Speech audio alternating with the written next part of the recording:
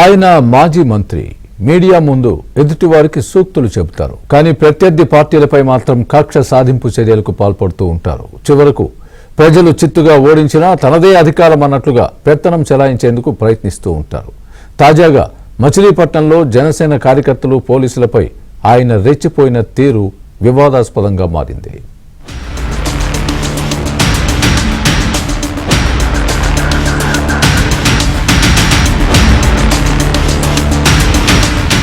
కృష్ణా జిల్లా మచిలీపట్నంలో రాజకీయ ఉద్రిక్తతలు మరింత పెరిగాయి.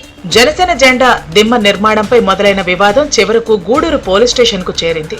ఈ ఘటనలో వైసీపీ నేత బొర్రా విఠల్ ను పోలీసులు అరెస్టు చేయడంతో మాజీ మంత్రి వైసీపీ కీలక నేత పేర్ని నాని తీవ్ర ఆగ్రహం వ్యక్తం చేశారు.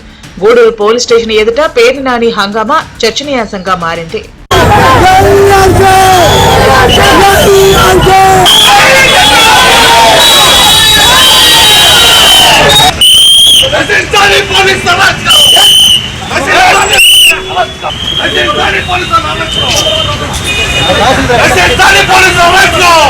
రామానాయుడుపేట సెంటర్లో జనసేన నాయకులు ఆ పార్టీ జెండా దిమ్మ నిర్మించేందుకు ప్రయత్నించారు.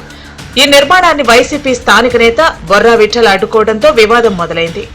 మాట పెరగడంతో రెండు పార్టీల కార్యకర్తలు తలపడ్డారు. దీంతో అప్రమత్తమైన పోలీసులు వారిని చెదరగొట్టి పికెటింగ్ ఏర్పాటు చేశారు. మరుసటి రోజు జనసేన నేత బండి రామకృష్ణ మరికొంతమంది నాయకులు పార్టీ దిమ్మె నిర్మించేందుకు అక్కడికి చేరుకున్నారు. మరోసారి విఠల్ వారిపైకి దూసుకొచ్చి ఘర్షణ వాతావరణం సృష్టించాడు. తమకు కార్పొరేషన్ నుంచి అనుమతులున్నాయని ఎలా అడ్డుకుంటారని జనసేన నాయకులు ప్రశ్నించారు. అయినా నిర్మాణానికి వీల్లేదంటూ విఠల్ అడ్డుపడ్డారు. మరోసారి పరిస్థితి ఉద్రిక్తంగా మారటంతో పోలీసులు జనసేన నేతల దగ్గరున్న పత్రాల్ని పరిశీలించి విఠల్ ను అదుపులోకి తీసుకున్నారు. ఆయన్ను గూడూరు పోలీస్ స్టేషన్ కు తరలించి విచారించారు. ఈ విషయం తెలుసుకున్న పేర్ని నాని తన అనుచరులతో కలిసి పిఎస్ దగ్గర హంగామా సృష్టించారు. విఠల్ ను ఎందుకు అరెస్టు చేశారంటూ పోలీసులను ప్రశ్నించారు. ఈ క్రమంలో విఠల్ కు స్టేషన్ బెయిల్ ఇచ్చి విడుదల చేశారు. ఈ సమయంలో పోలీసులకు పేర్ని నాని తీవ్రంగా హెచ్చరికలు జారీ చేయడం చర్చనీయాంశంగా మారింది.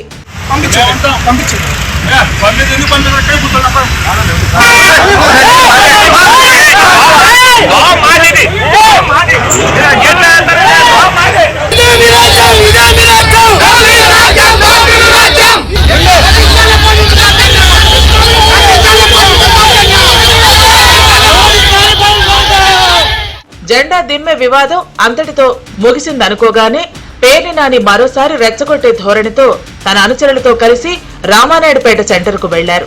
అక్కడున్న పోలీసులపై తీవ్రంగా మండిపడ్డారు. ఒక పార్టీకి మద్దతుగా వ్యవహరిస్తే తీవ్ర పరిణామాలు ఎదుర్కోవాల్సి వస్తుందని హెచ్చరించారు.